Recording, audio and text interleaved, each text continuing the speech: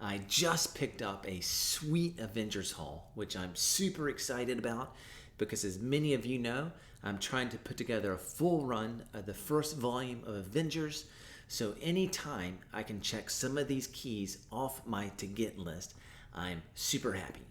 So, which ones did I pick up this time? Well, it started off with this one, Avengers number 3, which is now the earliest issue that I own from that run. So of course that's very exciting for me. And this book is pretty cool because it contains this classic battle where the Hulk and the Submariner team up against the Avengers. And next up we have Avengers number 6. And this contains the first full appearance of the original Baron Zemo, along with the first team appearance of the Masters of Evil. Now, I am a huge fan of the Masters of Evil. Like many people, I think the best Avengers storyline of all time was Under Siege, which was Avengers 273 through 277, where this Baron Zemo's son, who's the Baron Zemo of the MCU, leads his version of the Masters of Evil in a takeover of Avengers Mansion. It's a great storyline. If you haven't read it, please go do so. But this is where the Masters of Evil got their start, and so I'm super happy to have this book to my collection. And I really, really, really hope that this team comes to the MCU at some point. And I think it could happen. I mean, especially because the Masters of Evil is so tied into the Thunderbolts storyline. And it's to be seen how the Thunderbolts are fleshed out in the MCU. But if you know, in the comics, originally the Thunderbolts were the Masters of Evil in disguise who were pretending to be heroes. And then you had the big twist that, oh, shoot, these guys are actually the Masters of Evil. Now, I don't know if that's the storyline that's going to be followed in the MCU. Of course, they recently introduced the cast, or at least some of the cast of the Thunderbolts at one of the recent Comic-Cons. But noticeably absent was Baron Zemo. And I just feel like he's got to be involved in the Thunderbolts movie, right?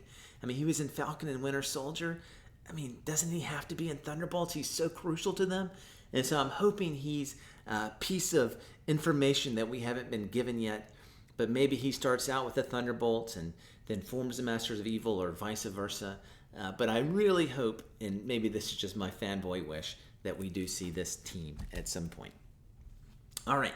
Well, I also got Avengers number 10, which contains the first appearance of a Mortis.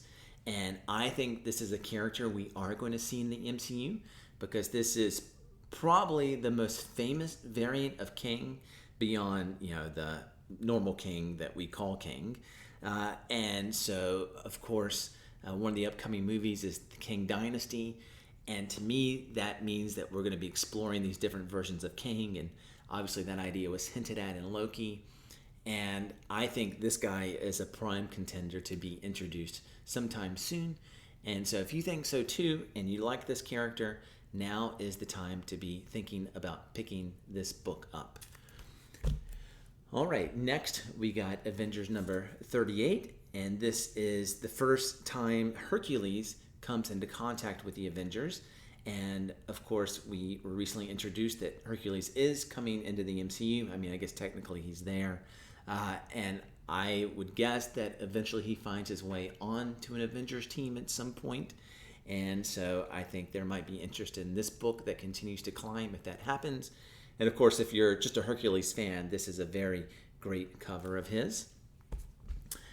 We also got Avengers number 85, which is the first appearance of the Squadron Supreme. And there are rumors that Anthony Starr, who is Homelander in The Boys, if you've seen that, has been cast in the second season of Loki as Hyperion. And, where there's smoke, there's fire. And so I think we might be introduced to the Squadron Supreme and their evil counterparts, the Squadron Sinister. These are teams from the multiverse. That team was introduced in issue 69 along with the Grandmaster. But here in 85, you have the heroic version of Hyperion that's introduced. And I think there's a great chance that he is in Loki season 2. And so again, if you agree with that and you like Hyperion, now might be the time to consider picking this book up. All right, now we're gonna fast forward quite a few years, almost 100 issues, and I got issue number 175, which contains the origin of Korvac and this awesome Korvac cover, along with 176, another awesome Korvac cover. 175 contains his origin, but 174 through, I think it's 177, is what's known as the Korvac saga. And there were a lot of rumors that Korvac was going to be the new Thanos. Of course, we now do know it's Kang. But I think there's a lot of potential to see Korvac at some point in the MCU. I mean, I don't think it's anytime in the near future, but if you're thinking the long game, I think he would be a great big bad, especially because in the Korvac saga, you have the Avengers team up with the Guardians of the Galaxy. And of course, that's basically what seems to be happening at the big end-game type movies that are probably going to end each trilogy, having these super teams come together. And so it would be very natural, I think, to have the Avengers and the Guardians come together to fight Korvac. And heck, who knows, by that time, hopefully we have the X-Men join in and maybe some other teams as well. But Korvac's a pretty cool villain. And so if you like him, I highly recommend picking up the Korvac saga, which is his most famous storyline. And again, these covers, I just love cosmic covers in general, and I think these are super awesome ones.